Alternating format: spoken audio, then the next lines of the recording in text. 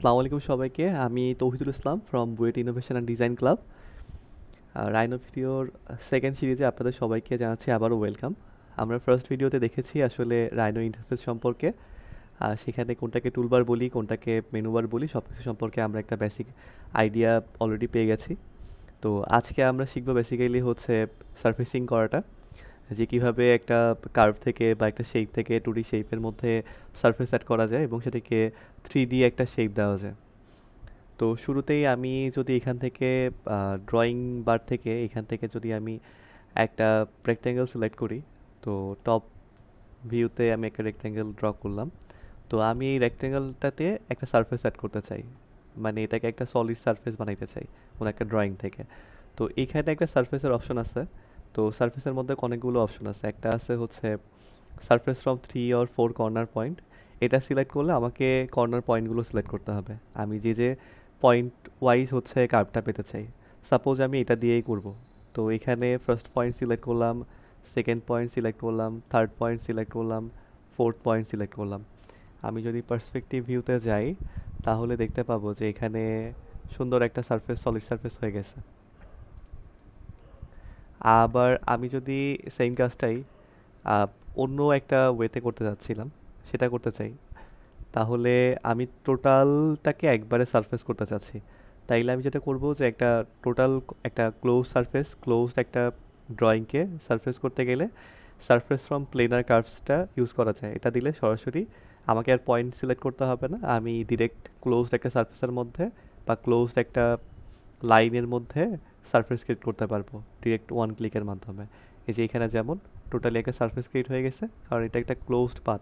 তো এটা different shape হইতে পারতো, যেমন আমি যদি একটু ক্রিটিক্যাল শেপ তৈরি করতাম, যে কোনো শেপ, বা এটা ক্লোজ হইতে হবে অবশ্যই। তো ক্লোজ হইলে আমি টোটালটাকে একবারে সারফেস করতে চাই, এটাকে সিলেক্ট করব, দেন সারফেসে যাব, তারপর সারফেস ফ্রম প্লেনার কার্ভ দিব। এটা কিন্তু একটা সারফেস ক্রিয়েট হয়ে গেছে। তো এইটা একটা ওয়ে। আর একটা ওয়ে যেটা হচ্ছে আমি চাচ্ছি রেক্ট্যাঙ্গেল পুরাটাকে সারফেস ক্রিয়েট না করে আমি কিছু অংশ করব।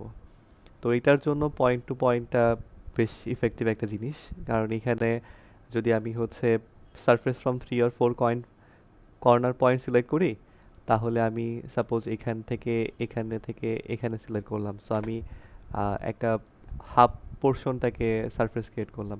পার্সপেক্টিভ ভিউয়ে যদি যাই, তাইলে এটার যদি আমি একটু ভিউটা চেঞ্জ করি, শেডেড দিয়ে দেই, তাইলে দেখতে পাবো যে এখানে হাফ পার্টটাকে আমি হচ্ছে সারফেসে ক্রিয়েট করছি।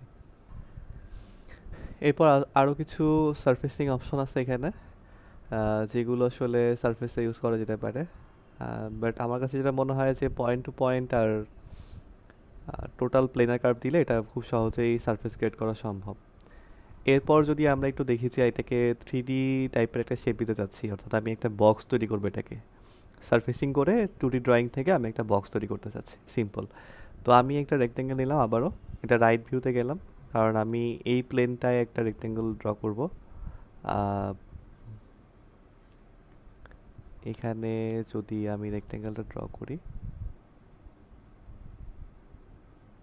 ফ্রন্টেই যাই, ফ্রন্ট থেকে একটা যদি রেক্টেঙ্গেল ড্র করি, তাহলে এটা কতটুকু হাইট নিব, নর্মালি এতটুকু হাইট নিব। এরপর এটাকে সিলেক্ট করলাম, দেন আবারও কার্ভ ফ্রম প্লেনার থেকে দিলাম, এখানে আরেকটা সারফেস ক্রিয়েট হয়ে গেল।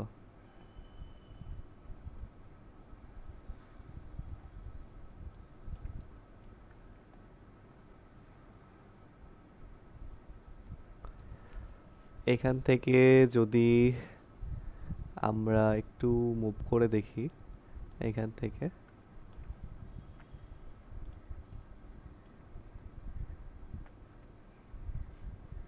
এখানে একটা সারফেস ক্রিয়েট হয়ে গেছে। তো আমি চাচ্ছি এটাকে টোটালি সারফেস দিয়ে ক্লোজ করতে চাচ্ছি, তাইলে এখানে আবারও সিলেক্ট করলাম, দেন এখানে যাই, টোটালি একটা সারফেস হয়ে গেল। সাইড সারফেসটা তুলছি, এগুলোকে ডিলিট করে দিলাম, এটাকে ডিলিট করে দিলাম, এটাকে ডিলিট করে দিলাম। এরপর আবার রাইট সাইড থেকেও সেমভাবে একটা রেক্ট্যাঙ্গেল ড্র করব, সেম সেটাকেও আবার হচ্ছে আমি প্লেন আর কার্ভ দিয়ে সারফেসিং করে ফেলবো। সেমভাবে আমি আমার এই পাশ থেকেও একটা ড্র করতে যাচ্ছি, মানে পুরো চারপাশ থেকে ক্লোজ করতে যাচ্ছি আসলে। অ্যান্ড ভিউগুলো ফ্রন্ট তো এখানে সিলেক্ট করা আছে, তাহলে আমি ব্যাক ভিউয়ে যাই, সেভ ভিউ, আমি ব্যাকে যাচ্ছি। তো ব্যাকেও সেমভাবে আমি আরেকটা সিলেক্ট করলাম, দেন সেটাকেও আমি আবার সারফেসিং করে দিলাম, এখানে একটা কম্বাইন হয়ে গেল। এরপর আমার বাকি আছে হচ্ছে লেফট ভিউটা, তো আমি আবার লেফটে চলে গেলাম, সেট ভিউ, লেফটে চলে গেছি। এবার লেফটেও সেমভাবে আরেকটা রেক্ট্যাঙ্গেল ড্র করব, সেটাকেও আবার সারফেসিংয়ের মাধ্যমে সারফেস করে দিব। এটা একটা ওপেন একটা বক্স হয়ে গেল। আর আমি যদি পার্সপেক্টিভ ভিউটায় দেখি, এটা একটা ভিউ।